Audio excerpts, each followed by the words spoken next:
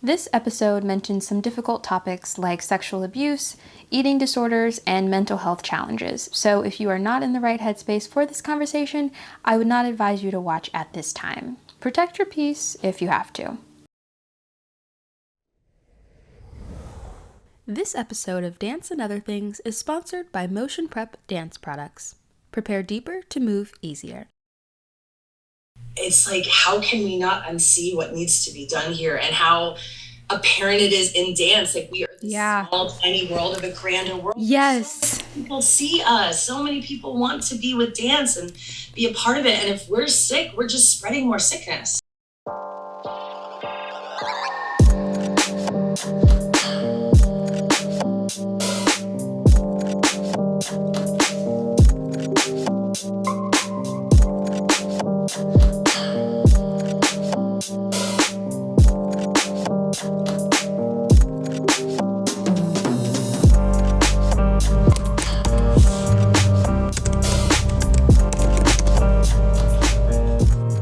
What is up, artists and movers? It's me, Gaylyn Lareese, and welcome back to another interview episode of Dance and Other Things, the show where we talk about dance and other things that affect dancers' lives and careers and experiences.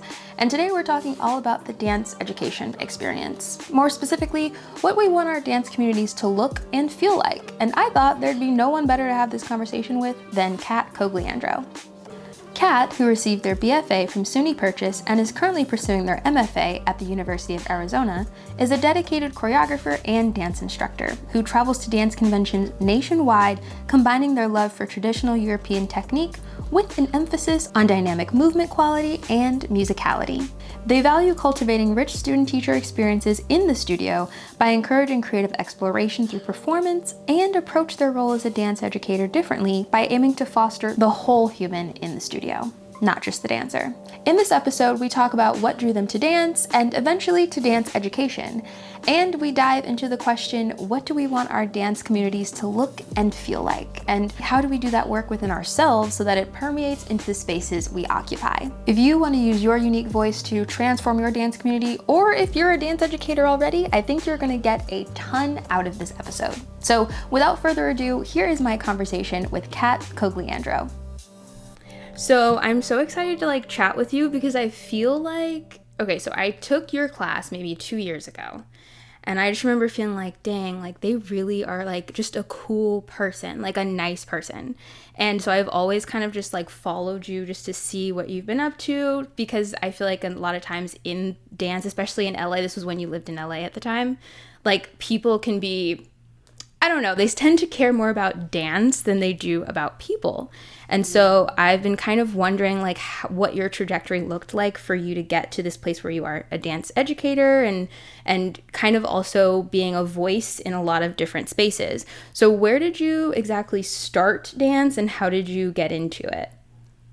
Thank you so much for saying those kind things and for inviting me into this space to have this conversation with you. I'm very honored and happy to be here.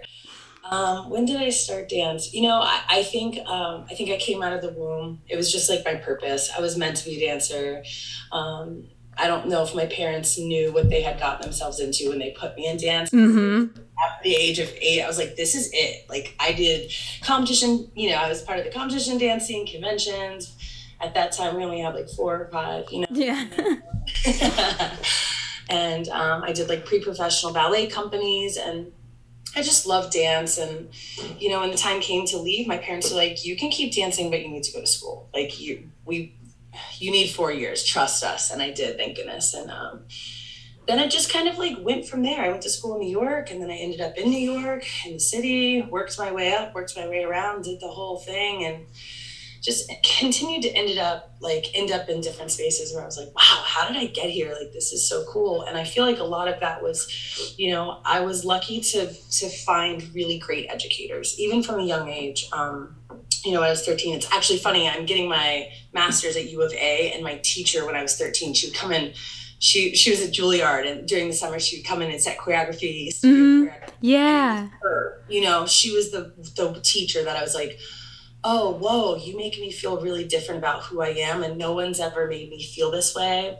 And every time I would kind of intersect with those educators, which has happened a lot, thankfully, in my career, I think when you say like where we've developed these, it's really been like the people I've met along the way who have inspired me to be a better person. I think I'm cool sometimes, but I think I'm also not. So like Yeah, I human. really act, yeah, I act for my human self, and I'm trying to find more forgiveness and compassion for myself. And I think in trying to heal my things, it's given me more space to be gentle. Is my word continues to be like gentle. I don't Yeah. know if that answered the question, but I hope it did. No, that did answer the question. That's so interesting because like how I grew up also, I grew up mainly in like the ballet area when I was younger, and the studio that I went to was in residency at what is it called? College of Charleston. And so like there would always be dance students coming and setting pieces when I was like 13 or 12 or whatever. And so my exposure to dance also was through this lens of like these different tools that they were trying to use and like how can we make everyone feel welcome in the space. And so it's just been very interesting when I encounter spaces that are not like that. It's kind of weird to me, to see people act as if dancers aren't people, Yeah, and it's actually like so rampant.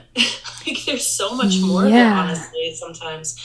And it's like, find the light in those little spaces. Like when you encounter those educators, you're like, whoa, like my whole View is energy, different. Yeah, yeah. like the whole outlook on life. So I think for me, it was like I want to provide what I've been given by so many people, and I still have so many great mentors and friends and educators in my life who are continuously challenging me to like open and dismantle and deconstruct my own things so I can continue to deconstruct the things around me as well and create more open safe spaces for all people. Yeah, yeah. So talk to me a little bit about the dance safe. Were you a part of its birth or how did you come into being a part of it?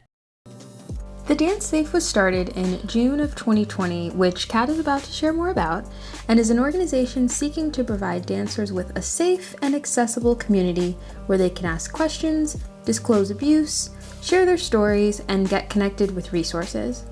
Kat and the Dance Safe's work was recently featured in an article of the New York Times titled Sequins and Soul Searching in the Competitive Dance World, which unpacks some of the issues young dancers face in the dance world dealing with race, gender, and predatory behavior. You can find out more about how to get involved at The Dance Safe on Instagram or on the website thedancesafe.com. I'll also include some information for where to donate in the description box down below if you're interested in supporting them and their work. Oh wow. Okay, so the Dance Safe. Um, the Dance Safe was created out of the uprisings after the murder of George Floyd. I feel like if you could unsee that, then let's talk about humanity. Like I'm questioning your humanity. And it was after that moment that something just like clicked me into space, and I had never been in this space before. And at that time, I came across JoJo Diggs and Soul, who run the Freedom Movement, and they like really took me under their wing really fast and like educated me and got in my head and were like, hey. And at the time, JoJo had started the Dance Safe, and I saw it online. I was like, what the hell is this? Like, this is what I want to be a part of. Like, this is speaking to me. I was with YPAD for a while, and I really, I was upset about the sexualization of children in dance, and I didn't really know where to put that energy. It was just very like I'm feeling things. I'm feeling things. Yeah, I was yeah. so triggered, and I wasn't aware of that yet. And it wasn't until later, when we really started to like deconstruct here, as human beings and see things. Some of us, sadly, for the first time, but the Dance Safe came around, and I was like, oh, I'm seeing, you know, um, these things that I really want to be a part of, such as like putting survivors of abuse, specifically sexual abuse in dance, at the forefront, and intersectionalizing these things, which is where I felt like some things were lacking and where I was lacking as well. So anyway, long story short, I met JoJo, and we just like clicked. It was like our souls were meant to find each other. I felt the same way with Soul, who I'd actually worked with many years ago on stage. Okay. dance, funny enough. And we just came back. And the more JoJo and I worked together, I was like, I'm so passionate about this. And she was like, maybe this is like your baby. Like maybe we were meant for this. And she was such a great guide for me. And she ended up going a different direction. And I was like, I'll take it over. Me, 3 of the people that were with us from the beginning, we took it. We're like, let's run with this. And, JoJo has birthed us. And now let's take these incredible ideas and education that the freedom movement had provided for us as well, including DEA and some other amazing organizations that were really helping us get educated. So yeah, now we're here. We're really trying to advocate for safe spaces by holding people accountable. We really think that there's this like space that gets missed when someone causes harm.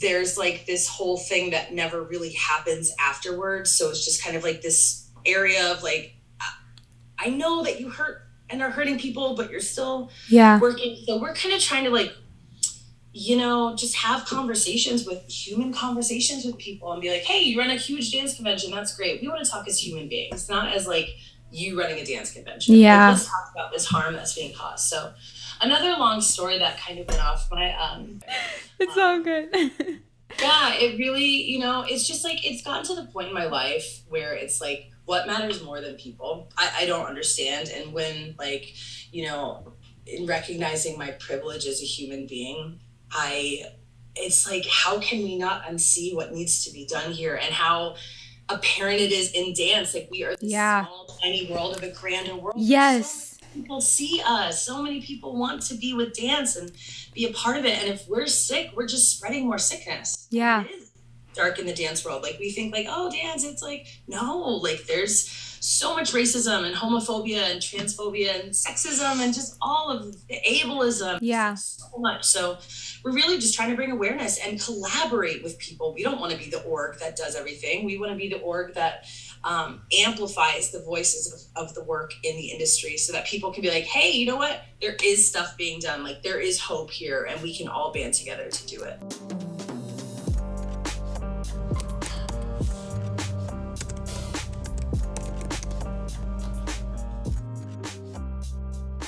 Yeah, no, I totally understand where you're coming from with that because, so I was pursuing a professional dance career at one point in LA and quickly realized that, like you were saying, like the entertainment industry is essentially a microcosm of what's happening on a grander scale in the world. And so loads of just sexism, loads of colorism, loads of racism. And I think because dance is so fun and so enjoyable that people often forget that like those people are people that have experiences in that world and that their experience is colored by who they are in the world, if that makes sense. So it's not as accessible for everyone in every single way. And as dancers, if we want to continue to create this like narrative that we're welcoming and we're so diverse and it's like, okay, then if you're about it, then be about it, and like, what does that work actually look like, Right. What does that work actually look like? And I think dancers, and I'm generalizing here, so this is like super general, but like we're performers. Like we're really good. I can be so performative if I want to be. I'm an actor. I can show you on my Instagram whatever I want you to see. And it was really Soul and JoJo and J Love and Brianna Myers and these incredible people I started to meet that were like, are you authentic? Or are you just posting it? And it started to just really, and I think about that a lot in dance, like you said, like now with the influx of social media and how large of a role that plays in dance specifically, I think now we're seeing everything. I mean, you can't unsee it. It's all right here. And it's when you're scrolling. And if you choose to ignore it, then you just are choosing to ignore it at this point. Cause it's all right here. Yeah. Background check? Why do we need to do that? Just like go on Instagram. Go on their Instagram. Yeah, no, that's also interesting what you say about dance and social media being so linked together because I've been like doing my own, education, I guess I could say, on algorithms and the bias that's within algorithms and how that affects just to know like who pops off. Basically, who pops off on social media, and me having my own journey with social media and YouTube and stuff like that, me seeing that is very real, and people who have started platforms either before I did or after I did, and seeing what their growth looks like and who are women and who are men and what it's just, it's all connected and it all affects dancers, and it's like a new world that we have to learn how we want to operate in. Now, before we move forward, let me quickly explain how bias in algorithms has anything to do with dance. As we all know, social media platforms use algorithms or code to determine what videos to show you in an effort to keep you on the app. This code is written by someone or many someones who give the software datasets as examples so that it can practice and learn how the algorithm will be used. Well, in a study conducted by Joy Boylamwini in 2017, she found that because the people who coded the algorithm hadn't taught it to identify a broad range of skin tones and facial structures, it had trouble recognizing those faces and leaned toward advancing the faces it could recognize, which were typically white and male, just like the individuals who created them. And this was software that was used in companies like IBM, Microsoft, Google. And dancers use these platforms, all of them, Instagram, TikTok, YouTube, and dance conventions and other dance entities often rely on the popularity that dancers have on these platforms to decide who's worth investing in, who gets to teach, which leaves dance instructors and creatives of color at a disadvantage in the digital world, spilling over into the dance world. So, do you see why it's important now? Okay, back to the episode. So, what were some like mental biases or things that you had to unlearn doing this work? Because like we said, this work is hard and it takes really figuring out what it looks like in real life, what it looks like in real time. And I think for me, just even me, when it comes to certain things associated with gender, I've had to do a lot of unlearning and a lot of like essentially like looking at myself and being like, okay, these are things that are not so cute about you that you need to fix if you want to truly be an ally in this. What are things that you've had to, unlearn for yourself on this process? Oh God, I feel like I've been in the process of death for so long. I feel like I keep saying the analogy, like, I feel like I've been sitting at the bottom of the fishbowl, just like laying here and like being torn open. Wow. Because I'm being asked to see things that I've never wanted or had to see or I could ignore. Mm-hmm. And specifically like starting with myself and my isms, I think one of the greatest things I've had to face is shame. How much I struggle with shame and how I project that shame onto other people. Yes. I, in this work, have made many choices where I have chosen to shame people, one in particular. And did she learn and do better? And is her choreography less sexual than it was before? No. Does she maybe want to because of the way I made her feel? I don't know. I wouldn't want to if someone came for me like that. So it was like things like that where I was like, damn, like people are really never going to want to learn if they feel ashamed. And I have the privilege of some space and grace right now. And I'm going to use that to just keep kind of reaching in and being like, hey, but with love and care. And I have to say, like, being surrounded by that, and also just like I'm so lucky to be able to afford, not even luck. I'm just privileged, just as to be able to afford therapy and a psychologist and someone who can work with me. I'm bipolar.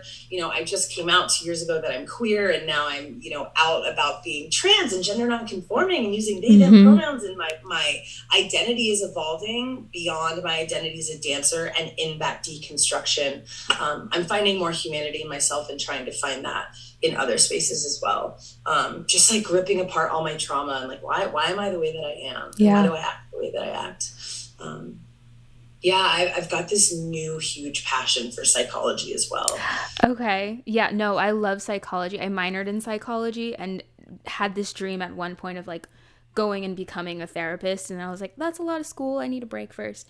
But I have always just been interested in the mind and how it works. And it's really interesting. You say that it's taking essentially understanding where you held shame in yourself and then where you were projecting that on other people. And I think that as dancers, we learn to be so hard on ourselves, so critical, and that makes us great, right? But it also projects on other people. My expectations for other people sometimes are extremely high, and it's because they're also extremely high for myself, and so in order to create real relationships where I give people that space, I'm having to learn to give myself that space, and that's the harder part. Speaking of giving ourselves space, I want to take a moment for you to give yourself space to do a posture check. Where are you holding tension in your body as you're watching or listening to this episode? Is it in your hips? Can you relax those buns for a second and feel your weight release into your seat a bit more? Take a deep breath in and out. What about your neck and shoulders? Can you relax those? Maybe even take a second to gently roll your neck out using your fingertips or using the manual massager from the Motion Prep 3-piece massage ball set. Now, I know you've heard me mention Motion Prep before, and that's because Motion Prep is the brand that I created specifically for dancers to help you guys give yourself a few minutes of self-care during your warm-up routine at home, in the studio, or backstage. Click below to grab your 3-piece set complete with the manual massager, the peanut ball roller, and the lacrosse ball to take control of your self-care today. Go give your muscles some love. Whoa, learning to give yourself space, especially in an industry where we've been told there is no space. Yes. There's not enough space, and not even an industry, this society, capitalism and this country we live in, there's not enough space. You are only a product at all times. You have to be producing. And then as art, we hear this a lot, as art has been commodified, we are just sucked into the wheel of this. Absolutely. Yeah. We're losing ourselves and we're in competition. So I'm more willing to accept my biases and kind of maybe accept these crappy things about myself, because maybe it connects. I'm not close to anyone. Yeah. I don't feel it. I can ignore my shame rather than facing it and trying to be a better person and helping other people via my shame, and not centering myself at all times. I saw this posted on Instagram. It's you're not the main character in other people's stories. We're all existing. Yeah. All everybody, our pain is only of what we know it to be. You know what I mean? Yeah. No, I was reading something recently in regards to scarcity, this idea of scarcity, and how, we're told in Western society that that's a human natural way of being, that we have this natural born scarcity where we want to get things and there's a small amount. And actually someone did a study, I can't remember his name, I'll link it in this video, but he did a study on these different tribes and found that that's actually not how they function. They don't function out of scarcity. And so it's dang, this is something that I've taken on and I've assumed that it's human nature. What other things about human nature have I assumed are the way that we are just because, someone said so. And now it's affecting my relationships. It's affecting how I'm treating people, and relationships, man. Yeah, relationships. Relationship with self is how I have relationship with you. Yeah. Hopefully. I don't know if the hopefully is the word, but that's so interesting you said that, because I was wow, is scarcity? I was I feel we're taught scarcity, right? Because isn't that how people make money off of us? Absolutely. We're enough, we're more willing to try to be more. I don't know, and ignore the community. And I feel that in dance too, especially with the dance safe, it's where's our community? Where's our community? Yeah. Why aren't we standing up for each other? Why aren't more of us speaking up about? Pick a topic. Just pick a social issue. A social justice, there's so many to choose from. Question. So who are the other people who help you run the dance safe, just so I can have their names on here too? Yeah, totally. I co-direct the dance safe. Her name is Emily Whitley. Oriana and Taylor, the four of us, when JoJo when we were like, okay, we're going to go this way. This is what we're doing. We're doing it. Okay. And the four of us were like, I remember the first day we got into a chat together, like on WhatsApp, we're like, oh no, what did we just do? Like, what are we doing? You know, I know we're doing, oh no. We're like, we don't believe in hierarchy. Like, no one's going to run the org. We're just all going to like figure it out together. Yeah. So we've got Emily, we've got Taylor, we've got Oriana. Oriana is in charge of our like mental health section. She's the director of mental health. She's a therapist. We've got Taylor, breath work and like more holistic healing. And she's working in that section. We've got Dev. They are our accessibility and inclusion sector of our org. And then we've got lots of friends. We've got Dell, we've got Tiff. Oh my gosh, I don't want to forget people. We have Fruchita, who's our youth director. And then we have some new ones that came in. We've got Kelsey and Monica. Oh my gosh, it's fun. It takes a village. You know what I mean? There's a lot of us and just different friends that kind of come in and out and like collaborate with other orgs. So one of you guys, I don't remember who it was, black girl, she has like shorter natural hair. She had like hosted a conversation on the page at one point. Great Myers. Yes. Oh my God.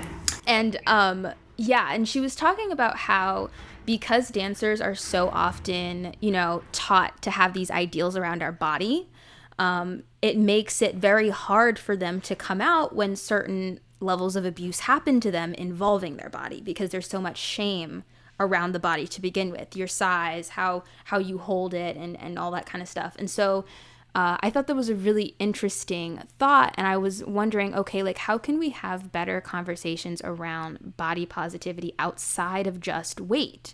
Because I feel like at the root of it has to be us valuing our body, right? Like not just being okay with our body size, but like valuing our body as a whole. And my dance brand that I started, Motion Prep, was to basically do that, to help people who are dancers understand like, yo, you have to take care of your body. A lot of these teachers aren't giving you guys warm-ups and then you're just going for it. Like, here's something to help you. But how do you see us creating more conversation around body positivity outside of just like weight? How, like, moments like this, I think just starting the conversations, using the spaces, like, I don't like the word using, but like accessing like dance convention spaces where there's a lot of people in one place and we can have a conversation about like body awareness and like what is our connection to body, because at the end of the day, doesn't our like connection to body help us like better connect to dance, because isn't dance about absolutely connection to body? So I think if we could like help kids with that, it would just like help us in so many ways. Like it would help us, you know, in talking about the body, we could talk about, you know, body shame. In that way, we could also talk about like boundaries and consent. And like, do I consent for, like, are you allowed to touch my body to give me correction? I don't know. And maybe those are the conversations we need to have more of too. I try to talk to the kids about that a lot. And it was interesting, actually. I'm in technique classes again in my master's. I haven't taken so much ballet. I can't remember my ballet teacher. He's praying for your hips, by the way. Praying for your hips. My ballet teacher, he's white. He's cis het man. And on the first day of class, he like starts to kind of walk up to someone, and he was like, "Class, actually, like, if at any point you don't want me to touch you or come near you, just let me know. Like, I'm totally." And I was like, wow, I've never really heard people other than like me or my friends say that. And that was really a cool moment. So yeah, I think just like body spirituality awareness is like so great too. And mental health, speaking about the body, I think to just talk about our mental health in general. Yeah. And normalize mental illness and neurodivergency and you know. No, I totally agree. I had a professor in college who, she said this to me and it like changed my mind about everything. She was like, your body is different every single day. Every single day you have something that's going to be a little bit more tight than something else. And so you can't expect your body to act exactly the same as it did yesterday. And in realizing that, you give yourself grace. Like, okay, let me take a little bit more time on this. Or, oh, I can go straight into this turn today and not feel any different about yourself because of how you're performing, you know? Yeah, I love the word grace, and that you're totally, what a beautiful share. I like, it makes me think about forgiveness too.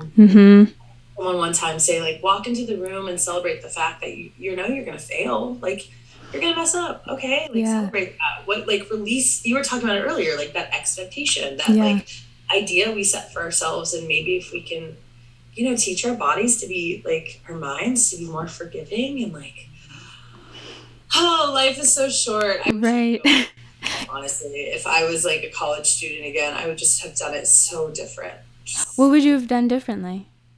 I would have given my mental health more attention, and my body. Like, I look back and I'm like, oh my gosh, you were struggling so much with like your body image and like how you saw yourself, and, you know, being that, filling in quotas and like, you know, and I wouldn't have been so uptight. I would have just been like, whatever, it is what it is. Yeah. Carve my path. No, that makes total sense. I was definitely uptight in college too.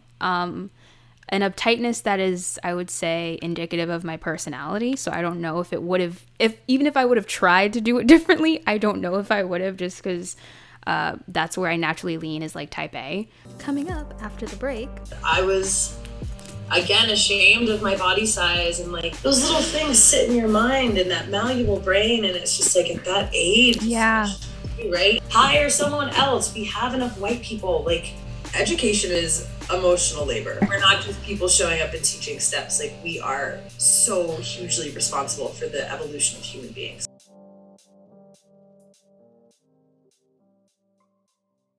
I remember being younger and growing up and going to partnering classes, like pas de deux classes. And I was always, you know, the heavier one. And at the time I was also having like a skin condition thing and was learning about that. And those were very, very traumatizing times for me, to the point where I quit going. And that's kind of where my ballet experience started to kind of taper off, because of those experiences. And as an adult, I'm learning that like, when it comes to partnering, I'm going into it with more of a like, hi, this is who I am. What are you comfortable with? Or like, I think we could do really well at it. But like, I don't know, just more of a, I'm inviting you to dance with me, versus like, we're partners because we're the same height and like, you better dance well, you know, like it's just a really weird way I think that some people approach partnering in dance. What have been your like experiences when it comes to partnering, or have you had those? Yeah, that's so interesting you say that. Thank you for sharing. I feel very similar. I was again ashamed of my body size, and like, am I too heavy? Am I like, you know, my ballet teachers were like, 10 pounds would be nice, ladies. And like, at the time I was identified obviously as a lady, and I just like remember those like, just like microaggressions, you know, like they truly are. It's body shame, and it's like stabbing. Would that be correct to say? Yeah, I think so. Yeah. Those little things sit in your mind and that malleable brain, and it's just like at that age. Yeah.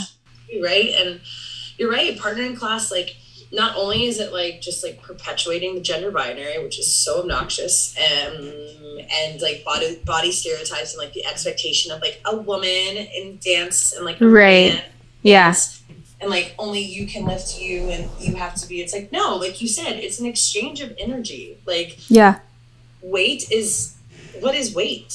Like, right. Exactly. When we're passing it back and forth, what is it, you know? It's an exchange, right? So yeah, I noticed that the other day. We had a partnering audition here. I was like, this is very tense. Like, this feels very stressful to me. And I felt that way in partnering class too. I was like, I don't like this.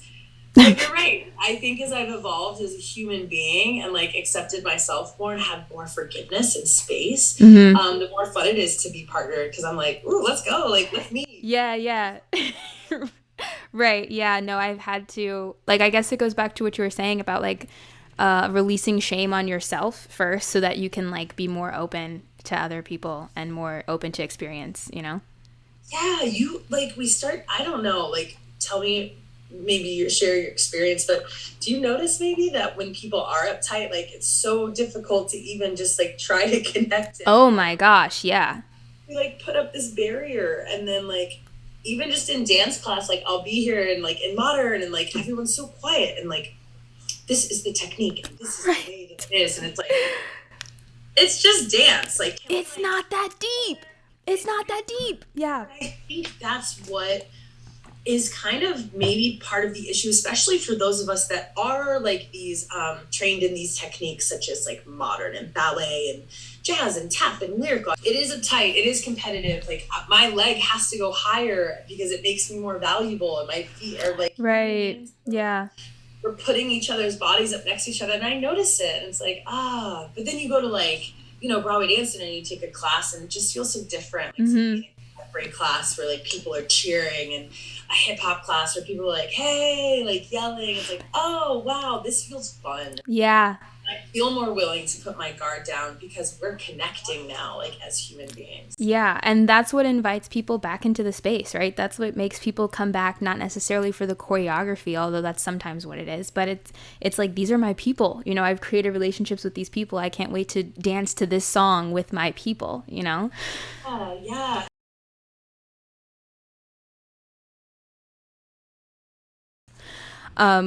You mentioned like the convention and competition circuit. I have never experienced that. That's never been my experience. And I'm learning a lot about just the lack of like racial diversity in that space. And it's pretty insane. So I actually, what was that, last year or the year before? I think it was the year before. My friend and I made this like dance marathon experience basically, and we got all Black dance educators of different types and basically hosted this dance day for people to take classes from them, because we realized they're not getting hired often to work at these conventions. What do racially related conversations look like in the convention space, like when they onboard teachers, and what are some things that you wished that they would address more? Conventions just need to like, and again, I'm generalizing, but from what I experience, even the conventions who I love working for, but the conversations need to come from Black educators. I think sometimes we're trying to like, cut the costs of education, and it's like, you can't expect your educators to be educated if you don't educate them. Like conventions in general, you're hiring these teachers, you're hiring these people to come in, and you expect them to know all of the things. Do you expect them to be right? But, yeah. If we're hiring teachers who aren't investing time in anti-racism and learning about ableism and learning, I feel like under the umbrella of anti-racism and decolonization, it totally like disrupts all of those things: ableism, sexism, misogyny, right, correct, transphobia, right? I agree. Which has been such an incredible like, whoa, when you crack it open, like wonder. But like what I've noticed is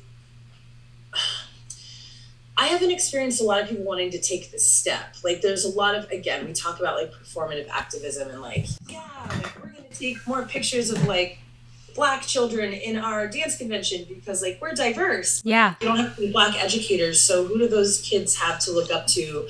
Or like, I use they, them pronouns, and like I'm the only one asking kids in class what pronouns they use. Like, why isn't the entire faculty doing that? Yeah. Why isn't the entire faculty advocating for, having more Black educators, having more just colorful educators from different, like, it does get stuck in this in whiteness because whiteness is supreme, right? And it just continues to just perpetuate itself. Make more the same. In conventions, right? And I just worked for a convention, actually. It's brand new. It's called Embody. I'm going to shout it out because it's excuse me, course correct. It's a very, it's a gentle new, I see where she's going. Okay. And she asked me, she's like, do you have teachers that you would suggest? And I was like, yes, I do. And here are all of my friends that I think should be hired. And she hired all of them. And it was really nice to be in a space where I was asked, and I was like, if I need to step aside, I will, because you need new educators. Like there's space for more. Yeah. No. It's getting each other to advocate for it too and recognize it. I don't think white educators always we don't recognize our privilege. We don't recognize the lack. We don't recognize what's lacking because we haven't had to. So until we choose to get that education, whether it be on our own, which I think everyone should be getting educated on their own. It's free. There's access to it everywhere. Like it's literally at your fingertips.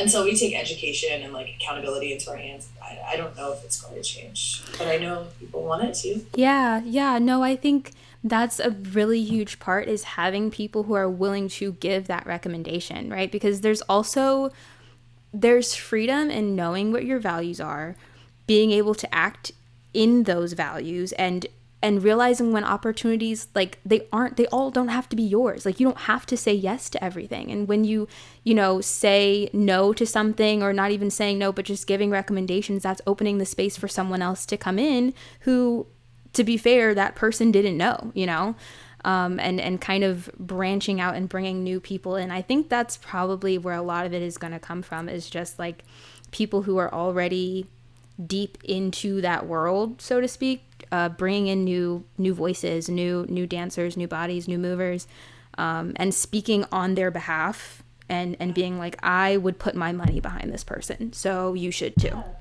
I agree, like taking a chance, and I see it even like in new hires and stuff, and like, hire someone else. We have enough white people. Like, what are like, and I don't want to, because I fear like white saviorism, and I don't want to work for or be a part of something that is performative as well. Where it's like we're hiring people so that, I don't want to get hired because I'm brown and queer and trans, right? Like, we don't want to hiring each other because of like how we fill in diversity holes, or like, right, whatever, you know what I mean, like quotas. It's like, hey, I have this hole to fill. Like, why wouldn't I already think of someone different? Yeah. Like, you literally, you called for me, so I'm a certain thing. So let me recommend people who are not that thing. It's that easy. Yeah. It's so easy. It's so easy. And to like recognize that like we don't all have to be a white faculty, because then we can like empower each other to speak up and amplify. You can amplify the voices of your faculty rather than like being a boss and like telling them what to do, allowing yes, they are educated and they can share their experience, and not silencing them, but like passing them the mic. And yeah, a large role. I love like, the differences between like equality and like justice, and like what those two things look like, right? Like, it's not enough just to bring each other into the room. We've got to be uplifting, and we've all got to be standing on the same playing ground. Yeah. So we all have to be on the same page. But I think that's where conventions lack. We bring in people, and it's like, do your thing, like do what you right, do, and then bye. Yeah. Yeah, it's like, where are the conversations? Like, what are we doing? Yeah. What's our point of being here? Like, who are we awarding scholarships to? Who are we? I didn't even think of that part. Why are our kids white? Yeah, like, why aren't we talking about this as a team all of weekly? Yeah. Yeah. No, and it sounds like also just allowing people to work in their zone of genius, right? Like, when you bring a diverse person, you're not bringing in a brown person who is going to speak like you. You're bringing in a brown person to bring in their perspective. You're bringing in a non-gender conforming person to bring their perspective. And so, like, creating, and I guess that's why you were so anti-hierarchy in the Dance Safe, but like creating these spaces where like everyone gets equal voice, and allow people to use that voice the most helpful that it could be, Yeah, and I think I love that. And I think too, like, what I do love about the conventions I work for is that they do allow me to be myself, and they do allow me to speak what I speak about. And I know I'm quite radical, and it's it can be problematic sometimes for people's businesses, because that can affect their money, and that's part of it too. Like, bring in new voices who are not going to leave social justice at the door because we know we can't any longer. And I think that's really what it is too. Like, I love working for people who are like, speak your truth, like, speak it. Talk to them about pronouns. Talk to them about where dance really came from. Where did dance come from? Kids are like, ballet, wrong, no, right, absolutely not. Like, yeah. There's the shame, but I wouldn't do that. But you know what I mean? Yeah. Oh, where did dance come from? Okay, let's talk about it. So, more of that. I love that you said that, like, letting teachers do what they do. Yeah, and I think that also, of that, it requires teachers to want to be teachers and not just choreographers, and bringing in people who are willing to nurture in that space, What do you do to prepare yourself to go into that space, because you want people to feel welcome to tell you what their pronouns are, tell you like what experience they've had if it has been a negative experience. So how do you make yourself mentally prepared to take that on? That's funny. I don't always. I don't, which is why I find myself in deep bouts of depression. I think I don't prepare myself mentally for the amount of emotional labor it takes. I think sometimes to be, not sometimes, like education is emotional labor. Absolutely. It is. And if it isn't, then it's like, what? You know what I mean? Who are you there for? We're not just people showing up and teaching steps. Like, we are so hugely responsible for the evolution of human beings, I think, personally. Absolutely. So, yeah, when I do my best to prepare, I always find like a moment to myself. I always try to do this before class, where I just like take in a deep breath and just tell myself that I'm enough, and like I'm okay, and I'm allowed to be here too, and and try to say thank you a lot for the opportunity to be up in these spaces, to provide, and just to have the opportunity to share. And just like asking for willingness, like, you know, just like, what am I supposed to learn today, and what am I supposed to offer? Yeah. How can I best do that? And then just, you know, I think going to the space, what helps me too is asking the kids what they need. Like, how are you? Yeah. No. Like, how are you? Like, talk to me. Let's have a conversation. I take so many classes. It's just like, blah, blah, blah. And it's like, there's no exchange. So I think the exchange is super healing too. Like, when we get to that place where it isn't like this and we're just like right here. Yeah.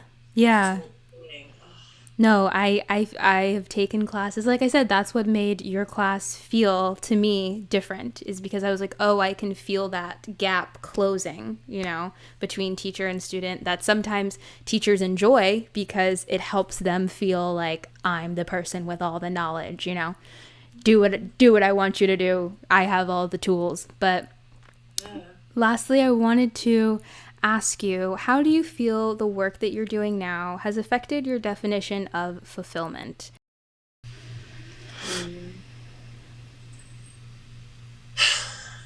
Yeah, I think allowing information to come in and trying not to be afraid of being wrong has led to great shifts of fulfillment. And for me, fulfillment is peace. Just being at peace so that I can offer peace to others in this world that is like crumbling. I feel like all of a sudden it's just like crumbling around, and it's like trying to lift each other up from the ashes and like keep it moving. And that's really like what fulfillment looks like to me. Those tiny victories where you're like, okay, like, let's go New York Times article. Like, that's, yes, like, that's a victory. Like, absolutely. The movement, making a whole course and like this whole offering of like workshops and seminars, like, let's go, huge victories. Like, let's go this convention for firing this person for causing harm. Like, that's awesome. Let's go. So I think that's really fulfilling, is those tiny moments where you look at your friends and you're like, oh, like, we're okay. There's small shifts happening. Yeah, and just like, just staying surrounded by my own community, like creating the community I want to exist in by surrounding myself with people who hold me accountable. Like, if I do something like that feels off or like feels funny, like I'll get a call from JoJo.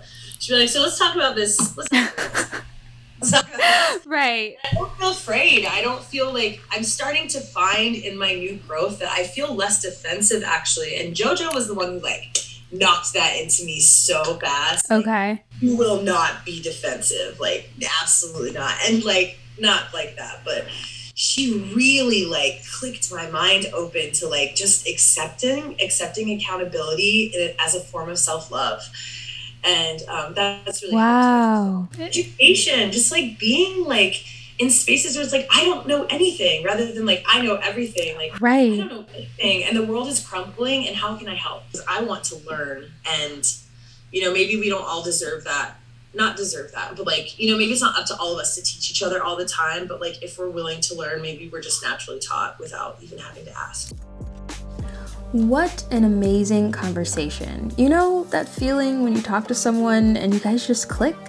That's how this episode with Kat felt, and I just want to say a big thank you to them for being so transparent and really being willing to show that doing the work sometimes looks messy and imperfect, but it is so necessary. So I'd love to hear your thoughts on this episode down below.